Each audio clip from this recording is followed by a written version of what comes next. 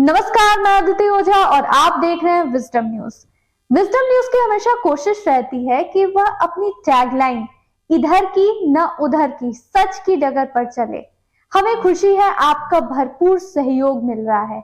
यदि अभी तक आपने चैनल को सब्सक्राइब नहीं किया है तो सब्सक्राइब कर ले और वीडियोस अच्छी लगे तो उसे लाइक और शेयर जरूर करें और विजडम न्यूज के परिवार से जुड़े। शुरू करते हैं विजडम टॉप 10। आर्थिक रूप से कमजोर वर्ग के आरक्षण पर सुप्रीम कोर्ट का फैसला, कायम रहेगा 10% आरक्षण। केंद्र सरकार की तरफ से आर्थिक रूप से कमजोर वर्ग, जिसे अंग्रेजी में कहें तो ईडब्ल्यूएस को दिए गए आरक्षण को लेकर सुप्रीम कोर्ट ने ऐतिहासिक फैसला सुनाया है। सुप्रीम कोर्ट ने ईडब्ल्यूएस आरक्षण को वैध बताते हुए इससे संविधान के उल्लंघन के सवाल को नकार दिया। अदालत ने कहा, ईडब्ल्यूएस कोटे से संविधान के बुनियादी ढांचे का उल्लंघन नहीं हुआ। जस्टिस दिनेश महेश्वरी, जस्टिस बेला एम त्रिवेदी और जस्टिस जेबी पाद्रीवाला ने बहुमत का फैसला दिया। वहीं जस्टिस एस रविंद्र भट्ट और सीजेआई यूयू ललित ने इस मुद्दे पर असहमति जताते हुए इसे असंवैधानिक बताया। चीफ जस्टिस यूयू ललित की राय ने सभी को चौंकाया। चीफ जस्टिस यूयू ललित ने ईडब्ल्यूएस कोटे के खिलाफ अपनी राय रखी है। उन्होंने कहा कि वह जस्टिस भट्ट के निर्णय के साथ है। इस तरह ईडब्ल्यूएस कोटे के खिलाफ सुप्रीम कोर्ट का फैसला 3-2 रहा। सुप्रीम कोर्ट ने एक और बड़ा फैसला सुनाया। छावला रेप मर्डर केस में मौत की सजा का फैसला पलटा। दिल्ली के छावला रेप मर्डर केस में सुप्रीम कोर्ट ने फैसला सुनाया। साल 2012 में हुए मामले में सुप्रीम कोर्ट ने 3 दोषियों की फांसी की सजा का फैसला पलट दिया। साथ ही अदालत ने इसकी रिहाई का आदेश दिया। निचली अदालत के फैसले के खिलाफ दोषियों ने सुप्रीम कोर्ट में याचिका दायर की थी। तीनों दोषियों राहुल, रवि और विनोद को निचली अदालत ने 2014 में मौत की सजा सुनाई थी, जिस पर दिल्ली हाई कोर्ट भी अपनी मोहर लगा चुका था। बेंच की अध्यक्षता कर रहे जस्टिस ललित ने कहा कि कोर्ट ऑफ लॉ होने के कारण जजमेंट केस के तथ्यों के आधार पर दिया जाता है, न कि भावनाओं के आधार पर। उन्होंने कहा कि चूंकि पीड़ितों की दलीलें भावनाओं पर आधारित हैं, इसलिए उनकी बातों को देखते हुए मामले की दिशा से विचलन हो सकता है, इसलिए उन्हें मामले का प्रतिनिधित्व करने की अनुमति नहीं दी जा सकती है। लेकिन न्यायमूर्ति ललित ने कहा कि वह पीड़ित परिवार के दर्द और दुख को समझते हैं, लेकिन अदालत को तथ्यों के आधार पर फैसला करना है। बता दें, मामला फरवरी 2012 का है, जब 19 साल की एक युवती का शव हरियाणा में बरामद किया गया था। बाहरी दिल्ली के छावला पुलिस स्टेशन में यह केस दर्ज किया गया था। मामला 19 साल की महिला के अपहरण, उसके साथ दरिंदगी और हैवानियत का है, जिसमें अभियुक्तों ने उसके साथ रेप के बाद आंखों में तेजाब तक डाल दिया था।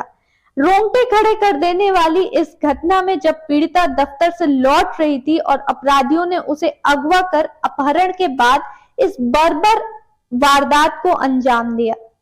पीड़िता का शत विशत शव बरामद किया गया था, जिससे यह भी सामने आया था कि अभियुक्तों ने अमानवीयता की सारी हदें पार करते हुए कार टूल्स के तौर पर इस्तेमाल उपकरणों से उस पर हमला किया था। हाथरस के 7 गांव में आग से अफरा तफरी, किसानों की लाखों की पूंजी खाक। हाथरस में कुछ समय के अंतर से 7 जगहों पर आग की घटनाएं हुई। इससे वहां अफरा तफरी मच गई। इसके पीछे असामाजिक तत्वों की करतूत नजर आ रही है। पुलिस ने मामले की जांच शुरू कर दी है। जनपद में ऐसी पहली घटना है जब एक साथ इतनी जगह आग लगने की घटनाएं हुई हैं। एक गाड़ी हाथरस से दूसरी गाड़ी सासनी अग्निशमन केंद्र से गांव में भेजी गई। हालांकि आग पर ग्रामीणों और दमकल कर्मियों की मदद से काबू पा लिया गया। घटना को देखकर लग रहा है कि इस घटना के पीछे असामाजिक तत्वों का हाथ है। दिल्ली में प्रदूषण को लेकर पाबंदियां हटी, बच्चों के स्कूल खोलने का ऐलान। दिल्ली एनसीआर में जहरीली हवा से लोगों को थोड़ी राहत मिली है। दिल्ली सरकार ने दिल्ली में ट्रकों के प्रवेश पर लगी रोक को हटाने का फैसला किया है।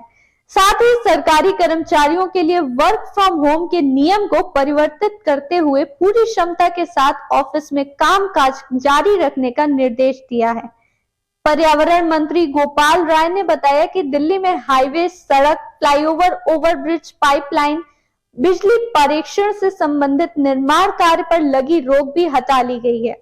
इसके साथ ही दिल्ली सरकार ने प्राइमरी स्कूलों को भी खोलने का आदेश दिया है। बता दें, प्रदूषण में कमी के चलते दिल्ली सरकार के पर्यावरण मंत्री गोपाल राय ने हाई लेवल मीटिंग की, जिसमें कई पाबंदियों को हटा लिया गया है। कनाडा में मनाया गया हिंदू विरासत महीना। भारत माता मंदिर के आयोजन में शामिल हुए कई सांसद और नगर पार्षद। कनाडा के ब्रैम्पटन शहर में हिंदू विरासत महीना मनाया जा रहा है। ब्रैम्पटन शहर के भारत माता मंदिर ने हिंदू फोरम कनाडा के सहयोग से हिंदू विरासत महीना मनाया। कनाडा के कई राज्यों के सांसद, ब्रैम्पटन शहर के मेयर और नगर पार्षद इसमें शामिल हुए। इन राजनेताओं ने हिंदू विरासत महीने के महत्व पर खासा जोर दिया। सत्तारूढ़ लिबरल पार्टी के भारतीय मूल के सांसद चंद्र आर्य ने हिंदू प्रवासियों से बढ़ते हिंदू फोबिया के खिलाफ लड़ने का आग्रह किया। फेसबुक की पेरेंट कंपनी मेटा ने लिया बड़ा फैसला, हजारों की नौकरियों पर लटकी तलवार। दुनिया भर के बाजारों में इस समय काफी उथल पुथल मची हुई है। मंदी की आशंका के बीच दिग्गज कंपनियां अपने खर्च में कटौती करने को मजबूर हैं। वॉल स्ट्रीट जर्नल के रिपोर्ट के मुताबिक फेसबुक की पेरेंट कंपनी मेटा इस हफ्ते कर्मचारियों की छटनी कर सकती है। रिपोर्ट के अनुसार 9 नवंबर यानी बुधवार को कंपनी अपने हजारों कर्मचारियों की छटनी शुरू कर देगी। कंपनी ने पहले ही कर्मचारियों को इस सप्ताह गैर जरूरी ट्रैवल कैंसिल करने के लिए कह दिया था।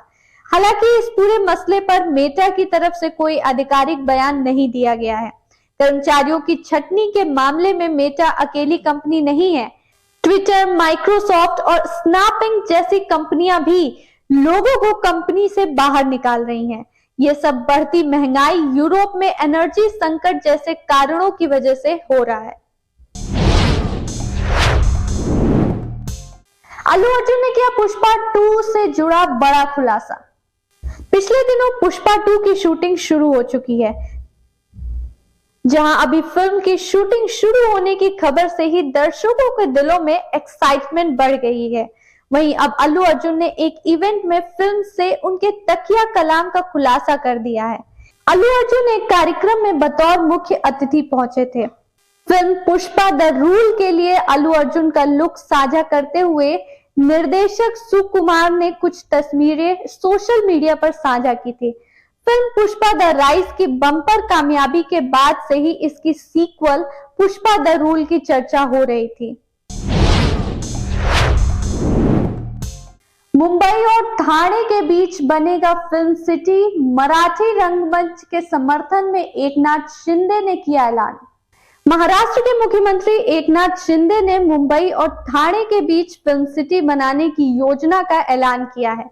सीएम ने घोषणा करते हुए कहा, महाराष्ट्र सरकार कलाकारों को एक व्यापक मंच प्रदान करने के लिए मुंबई और ठाणे के बीच एक फिल्म सिटी का निर्माण करने की योजना पर काम कर रही है।